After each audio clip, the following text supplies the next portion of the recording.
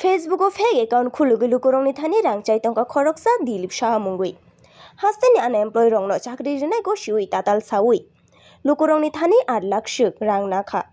Bobai kringnai rok joto chakriman kahini shai tongka. Baithago tatal shaui rang chanai borokno romkha salka thanani naimuthang bodol rok.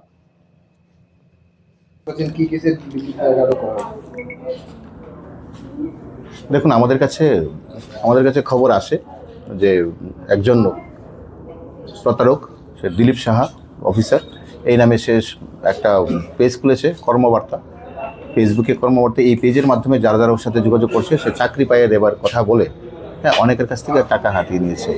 এরকম একটা বিষয় হচ্ছে চাকরি দেওয়ার নাম করে 8.5 লাখ টাকা নিয়েছে।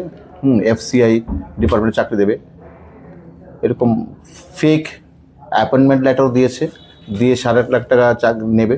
আজকে অলরেডি নিয়েছে, আজকে আরও টাকা দেওয়ার কথা বলে, তো আজকে 35,000 নিয়ে আসে। তো সেই খবরের ভিত্তিতে আমরা প্লেন ক্লোতে ওকে আমরা চেক আপ করেছি, অ্যাম্বুশ করেছি। সেই অনুযায়ী আমাদের জুডিশনের থেকে তাকে অ্যারেস্ট করা হয়। পরবর্তী সময় দেখছি ওর মোবাইল চেক করে দেখেছি আরও অনেক সেম ওর মোবাইলে অনেক appointment letter fake appointment letter বানানো রয়েছে তাকে, এবং আরও অনেকের কাছ থেকে সে টাকা নিয়েছে। আর একটা মেয়ে এসেছিল আজকে তার কাছ থেকে 50,000 টাকা দেওয়ার জন্য। আমরা তার ফোন এসেছিলো, যখন ফোন এসেছিলো আমরা তাকে বলেছি তুমি কাকে, এমন বলে আমরা তো টাকা নিয়ে এসেছি। তারপরে বলে দিয়েছিলাম দেখো যাকে টাকা দেবে সে চিটার্স, তুমি থানাতে চলে আসো, থানাতে চলে এসে তুমি আইডেন্টিফাই করো। দেখে ওকে হাওমা করে চিৎকার করছে, স্যার গরিব মানুষ অনেক কষ্ট থাকে। ওকে আজকে মরচুমনির দিক থেকে সে এসেছিল। সে সবার কাছে তার ফেসবুক থেকে আরম্ভ করে দিলীপ সাহা, তারা সবাই তাকে দিলীপ স্যার বললে। তার থেকে তার ডকুমেন্ট নিয়েছি, ডকুমেন্ট চেক করে দেখেছি তার নাম তাজউদ্দিন আলী, বাড়ি হলো পশ্চিমবঙ্গের কুচবিহার। তার ডকুমেন্ট এখানে এসে মাঝে মাঝে বলে বড় গুলচক করে এখানে থাকে, মূল বাড়ি এখানে আসে, সবার সাথে কথা বলে ডেট ফিক্স করে তাকে টাকা দেবে, সেই বসে আসে, এসে টাকাগুলো কালেকশন করে নিয়ে যায়। এই রেকর্ডের সঙ্গে ত্রিপুরার কেউ যুক্ত আছে কি না এখন অবধি সে কনফিউজ করেনি।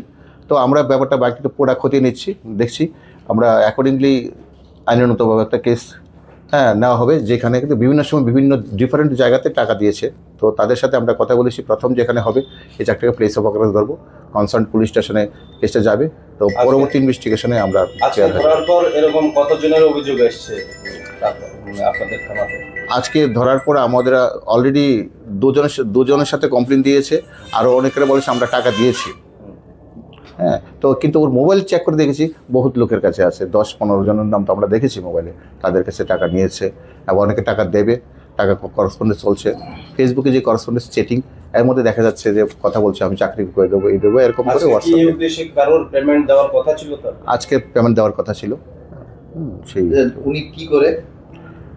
উনি কিছুই করেন না, ওই ধরনের এই যে প্রতারণাই নিয়ে করে টাকা কামাচ্ছে। কতজনের সঙ্গে প্রতারণা করেছে? নিশ্চয়ই আমার ওই ফেসবুক দেখেছি, আমরা দেখছি 20-25 জনের সাথে তো আমরা দেখতে পেয়েছি। অলরেডি ও চ্যাটিং করছে, টাকা দিয়েছে, অনেকে তো বললোই টাকা দিয়েছে। ওনাকে কি জিজ্ঞাসাবাদ করা হয়েছে কি কারণে কেন এইসব করছে, কতদিন ধরে করছে? উনি তো বললেন যে বেশি দিন হয়নি, উনি 7-8 মাস হয়েছে এগুলি শুরু করেছে। আপনি কি মনে করেন যে আরো একটা বড় চক্র ওনার সোর্সে পেতে পারেন আপনারা? আমরা এই বাকিটা ইনভেস্টিগেশনে আমরা টোটালি তাকে যখন ইন্টারোগেশন করবো, ইন্টারোগেশনে বাকিটা ক্লিয়ার হয়ে যাবে। সাধারণ মানুষকে কি বলবেন, যেহেতু আজকে এই এরকম প্রতারণা বেড়ে গেছে সোশ্যাল মিডিয়ার মাধ্যমে? দেখুন আমরা অনেকভাবে অ্যাওয়ারনেস করা হচ্ছে, আমাদের অথরিটি বিভিন্ন সময় বিভিন্ন ক্যাম্প করেছেন, এবং আমরা আপনাদের মাধ্যমে আমরা জনসাধারণকে এটা বলতে চাই, ফেসবুকে যেসব এখন অনেকগুলি পেজ দিচ্ছেন এই যে কর্মবার্তা বা চাকরি দেবো, বিভিন্ন ডিপার্টমেন্ট চাকরি দেবো, এই বিষয়ে আপনারা একদম এসব কান দেবেন না, প্রপারলি করবেন। এইভাবে কেউ টাকা নিয়ে চাকরি দেবে, এটা টোটালি একটা চিটিং ইস্যু। আপনারা এইভাবে অবশ্যই অ্যাওয়ারনেস হন। এই কেসের মাধ্যমে, এই বিষয়টার মাধ্যমে আপনাদেরকে আমি অবগত করতে চাইছি।